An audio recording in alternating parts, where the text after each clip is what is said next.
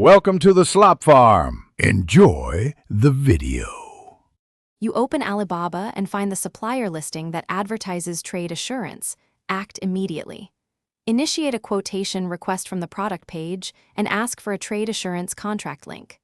Once done, confirm unit price, MOC, and delivery terms in writing so the platform can enforce them.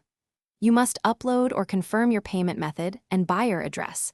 This ties the order to protection. Doing these first steps starts the protected order workflow and prevents informal off-platform deals. You click Create Order under Trade Assurance and fill product SKU, exact quantity, and agreed price so the contract matches the quote.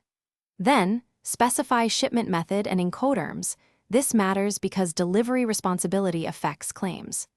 Make sure payment milestones and the inspection window are explicit.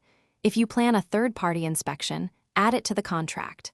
Once you confirm the order, both parties sign electronically, and the platform records the transaction for enforcement if problems arise.